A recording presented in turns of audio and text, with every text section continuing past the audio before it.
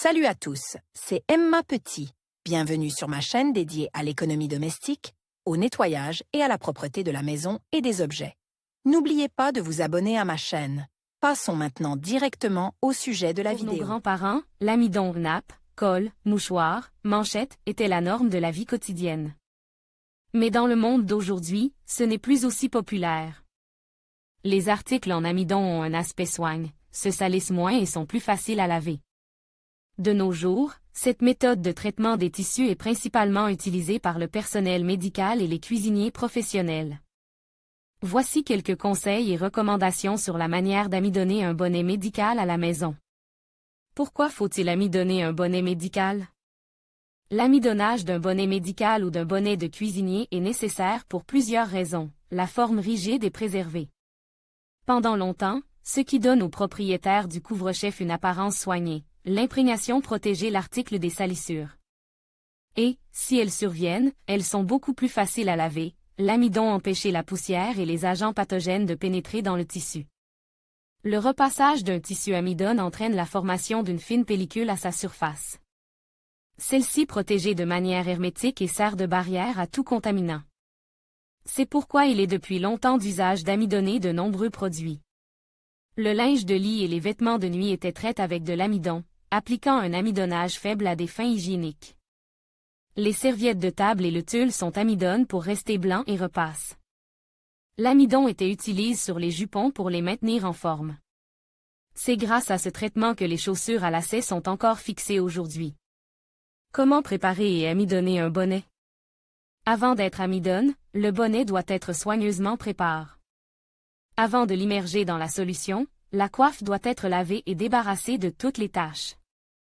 Même la plus belle coiffe avec des taches ne fera pas bonne impression.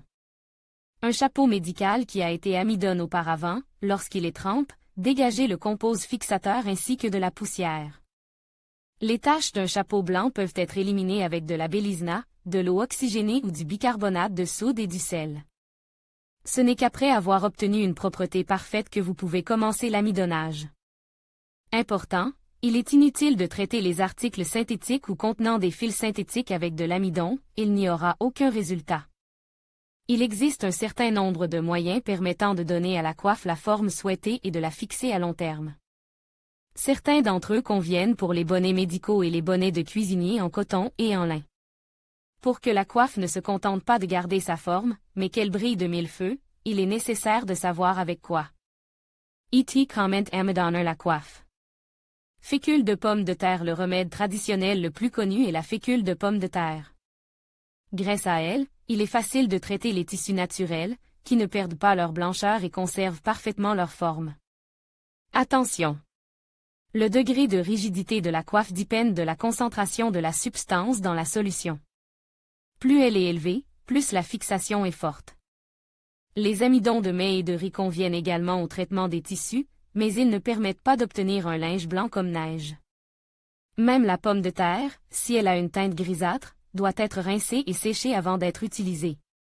Colle PVA. Les vêtements médicaux et les vêtements de cuisinier sont généralement en coton. Il existe toutefois des modèles dans lesquels des matières synthétiques sont présentes. Il existe un moyen d'amidonner efficacement un bonnet à l'aide de colle PVA. Imprégner le bonnet de colle est encore plus facile que l'amidonnage. Il n'est pas nécessaire de cuire quoi que ce soit, il suffit de préparer une solution composée de parts égales de colle et d'eau.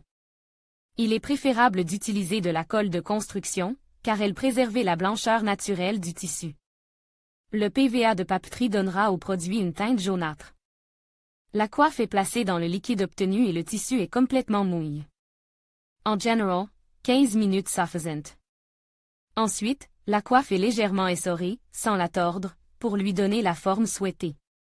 Dans le cas d'un capuchon médical, cette opération s'effectue à l'aide d'un bocal ou d'un pot de diamètre approprié. La colle PVA est intéressante car elle permet de fixer la forme de n'importe quel tissu. Même lors du traitement de matières synthétiques, le résultat sera atteint. Gélatine alimentaire. Dans de nombreux centres médicaux, les vêtements du personnel ne sont pas blancs, mais bleus ou vert clair. La forme des produits fabriqués à partir de tissus colores ou synthétiques est souvent fixée à l'aide de gélatine.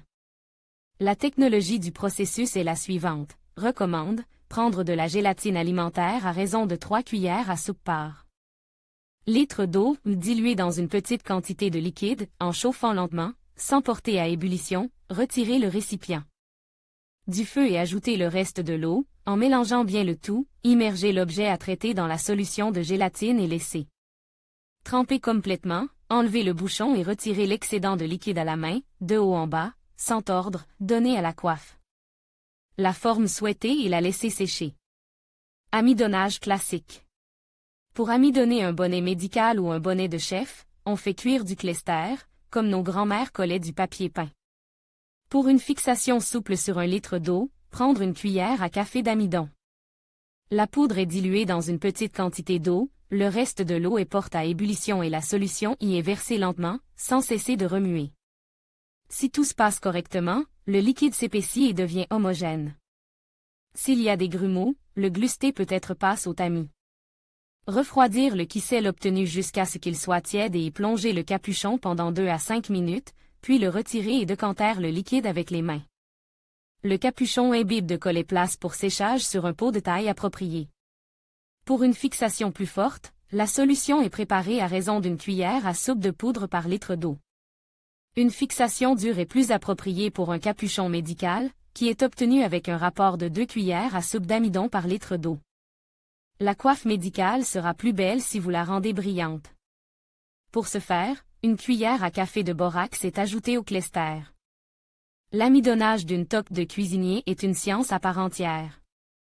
Elle a souvent une forme complexe, cylindrique à la base, la toque est surmontée de plis ou de faldes.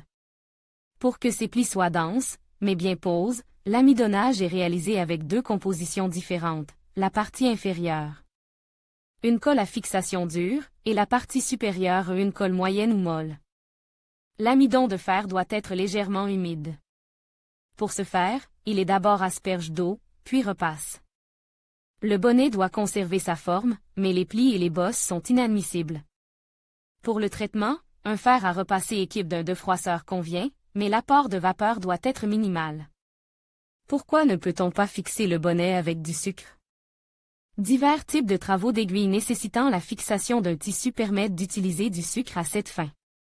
Toutefois, les vêtements médicaux et les vêtements de cuisine ne doivent pas être traités de cette manière. Et ce n'est pas une question de beauté. Le sucre attire divers insectes, qui transmettent des organismes pathogènes. Si vous ne voulez pas vous encombrer d'amidon ou de colle, vous pouvez acheter un produit industriel spécial. On trouve dans le commerce aussi bien des poudres à effet amidone que des sprays de fixation spéciaux.